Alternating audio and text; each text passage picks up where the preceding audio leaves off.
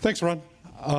So those of you who are in St. Louis know that we have a vacancy problem in St. Louis. There are over 20,000 vacant properties in St. Louis, 80,000 buildings, about 13,000 lots. And not only are there a lot of them, but they're segregated, right?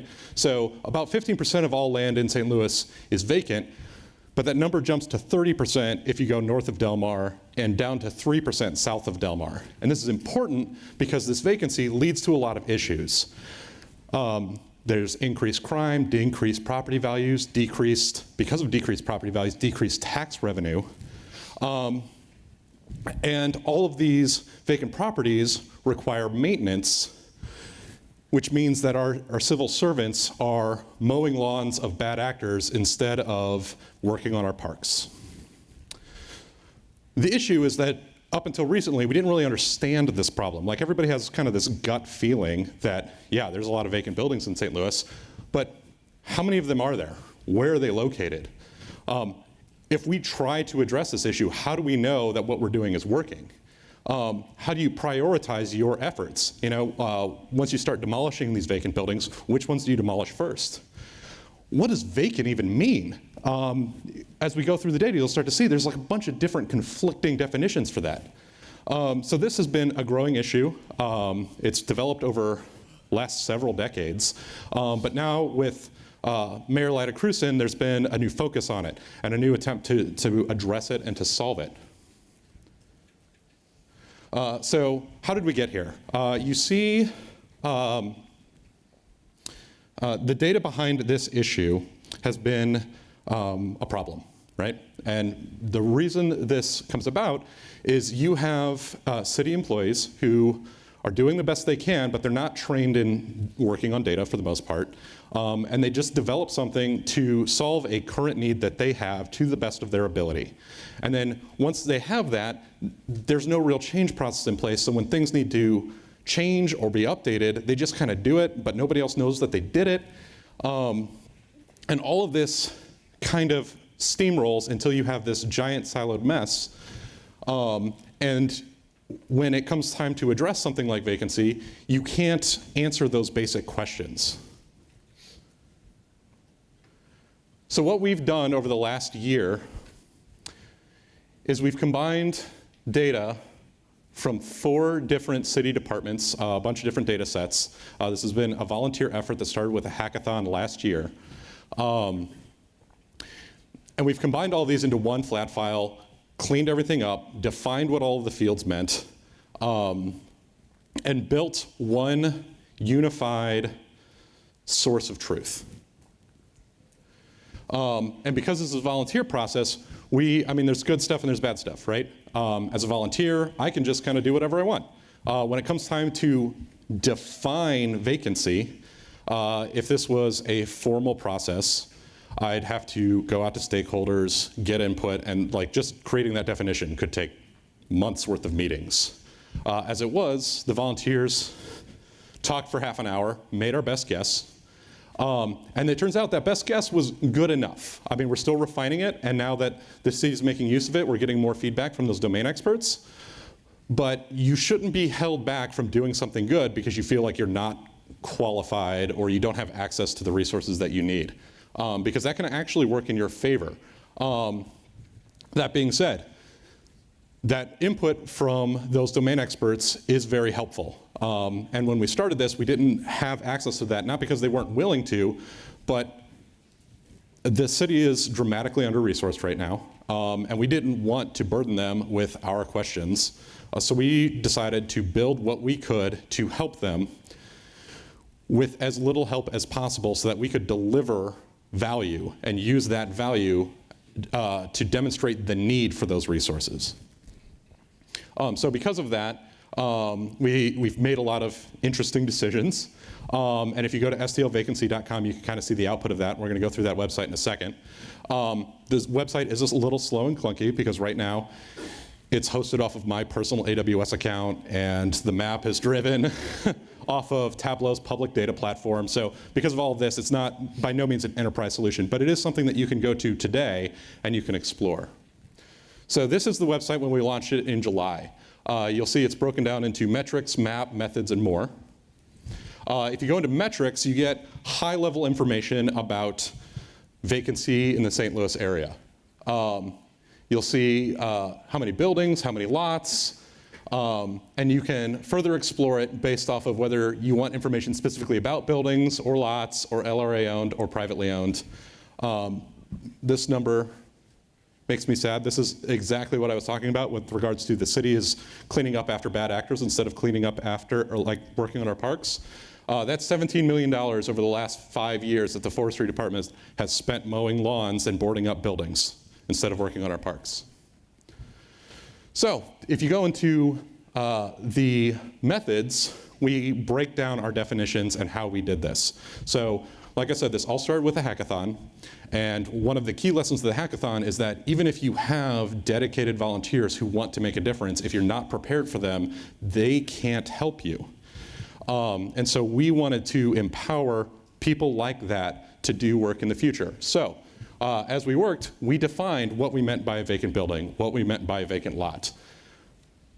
And if you go into downloads, you can actually download the data, the raw data set, so you can explore it with your own tool. So if you don't like what we built, by all means, throw it into Python, throw it into your tool of choice. We also have a full data dictionary and a 12-page breakdown of the methods that we use to combine these data sets and generate the fields that we did. So here's the heart of the new website, is the map. So this was built in Tableau. For those who aren't familiar with it, it's a data visualization platform.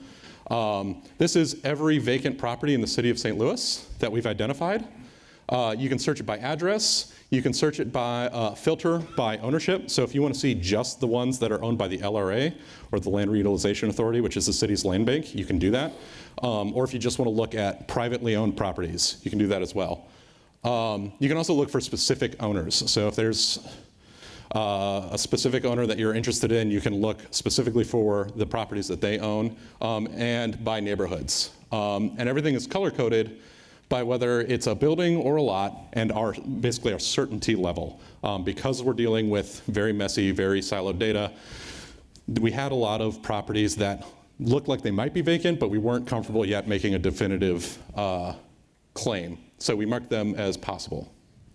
If you click on any particular property, you're going to get more information, and these tooltips are going to be dynamic based on the nature of the property you click on. So this is a vacant lot that's owned by the LRA, so you can see the address, the ownership information from the LRA, how long the LRA has owned it, whether or not it's available for sale, and because it is for sale, all of the LRA's pricing information. So for those of you who aren't familiar, when you try to buy a property from the LRA, they've got different pricing models based off of how you want to buy it. So if you want to buy a vacant lot that's directly next to your house so that you can extend your yard, that's actually really cheap, like $500 cheap. But if you want to build a new building, it gets more expensive. And then finally, we have links to 2 other resources that have more information and more data about that site. You can compare and contrast that to a vacant building. So again, we have the ownership, where it's located, how many years the LRA has owned it. But now we have a plain English description of that building that prioritizes information that we think would be useful for a potential buyer. What is this building made out of? How many bedrooms does it have? Is it structurally condemned? And we still have that price there for how much it would cost to buy that from the LRA.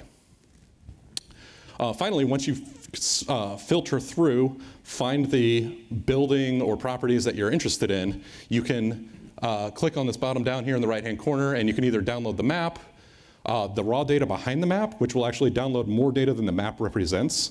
We have about 70 columns in this, but we only use, I think, 20 to generate the map itself. So there's a lot more information about that property if you download the raw data.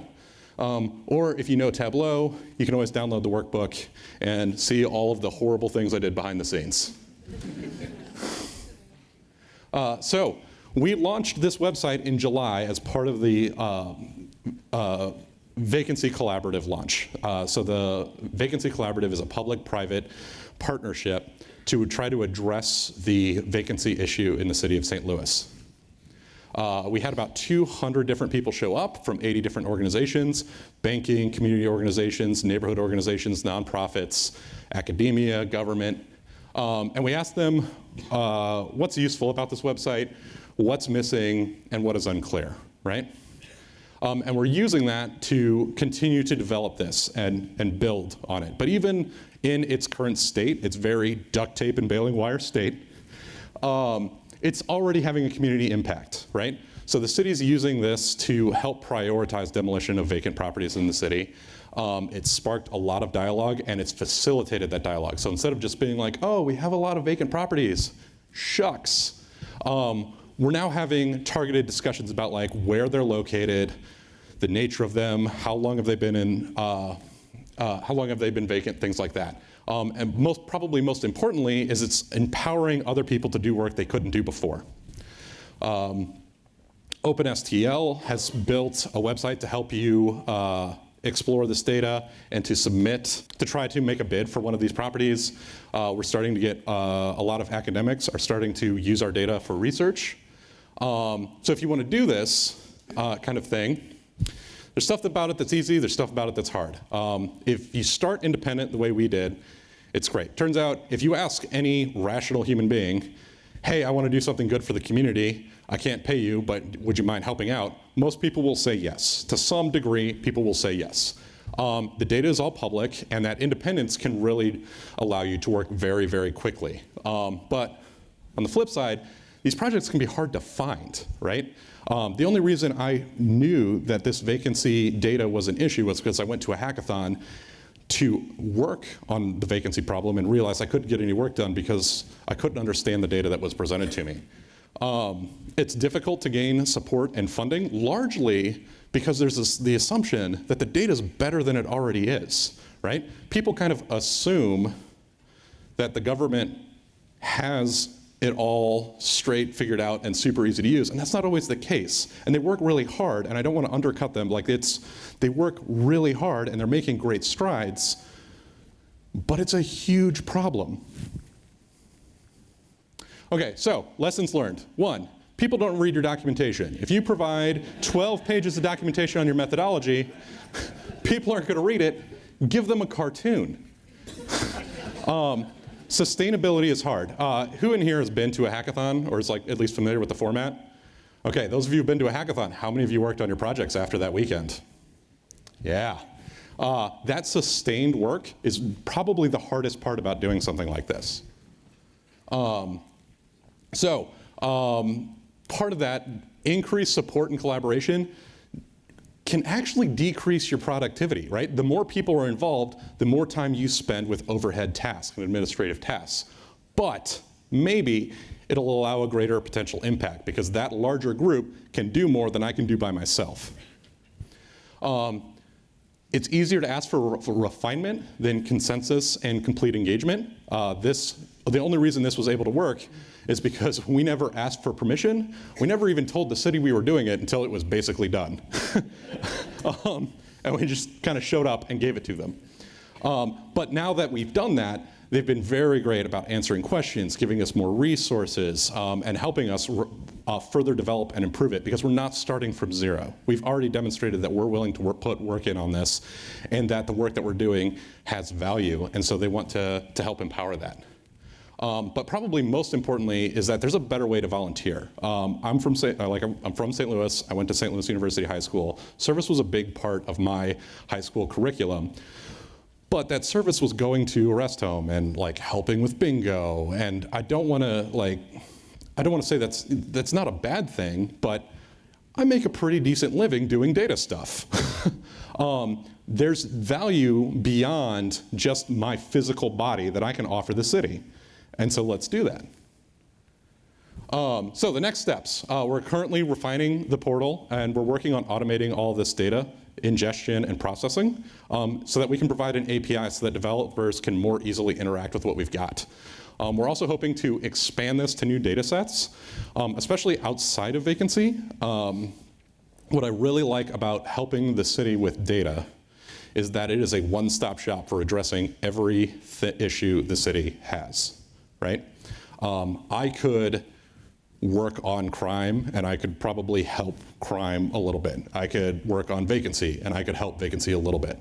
But if I help the data, I empower the people that actually know what they're doing to do their jobs better. And I can make a difference in education, budget, crime, unemployment, all of it, one-stop shop. So to that end, we're working on exploring what a public-private partnership with the city would look like, and we're setting up an inception workshop to help the city kind of scope out how big this issue is and how much work is involved in fixing that. And to talk more about that, I'm going to invite up Cindy Riordan, who's the Chief Information Officer for the city. She'd like to come on up. Good job. Good job. Good morning or good afternoon, everyone. I feel like I'm not even having to talk very loud. I was expecting to have to project, and the microphones are great. So thank you for being here this morning. What I wanted to do was kind of bring this full circle and talk a little bit about where the government plugs in and how excited we are that Jonathan and Daugherty came on and took on this task. And like Jonathan said, kind of under the radar, kind of we didn't really know they were out there using our data. We've been committed to delivering data through an open data portal for a couple of years now. I came on as CIO 9 months ago and found a staff that was energetic and wanting to do more with our data. They recognized that we had rich data sources, but they weren't really usable because we didn't have good dictionaries, and they're like, it would really be cool if we could do more with this, but they always felt kind of stifled by keeping the lights on, doing other work in the IT sector to keep the departments running, and never really had the time to give to what we knew was kind of a lacking data set. But we posted it out there anyway, and lo and behold, the Open Data, STL, and Jonathan and their group came and did a hackathon. Mayor Cruson kicked off the hackathon by asking them to do something with our vacant data, knowing that that was a priority of hers. Not surprising, data-driven decision-making is a big pillar in Mayor Cruson's administration. She comes from a background, a CFO of an international company, and as soon as she walked in the door, it was like, tell me what I need to know. What's the data? Where are we at on this metric or that metric? And we're like, yeah. We pretty much just try to keep everything running, keep the trash picked up, and keep the weeds cut. So her vision for better data, the energy that Daugherty's and the Open Data Group brought to looking at our data and helping us see that it has value, but it lit a spark in our staff, and it made us want to do more and look for more partnerships. We realized also that we can't do it by ourselves. And while we might have always been trying to like, okay, when I get all my other work done, then I'm going to start over here and work on this open data portal and get it cleaned up and get some definitions written, you never get there. So this opportunity to partner with volunteers has been a huge asset to our organization. And we want to do more of that. So I kind of want to leave you with a challenge that you be thinking about how you and your organization or you personally might help the city look at our data, how it might help us deliver better services to you, add value to your life as a resident, as a visitor, as a downtown employee or an employee that works in the city of St. Louis. We have more rich data sets than you can even, vacancy data you saw, there was like 3 or 4 sets that they pulled together. We've got the health department data. We've got business data. We've got human services data about homelessness. We've got, in the health department world, there's rodent data. There's everything to restaurant inspection data, where the liquor licenses are. Just think about all that kind of information and how it could help you do something in your life better or help your neighbor. And that's what we would like to see. We'd like to see more people come to me, come to the city and say, hey, I got an idea. Can you help me? What data set do you have? How do I get it ready? How do I get it manageable? How do I get it accessible? How do I get it ready to use?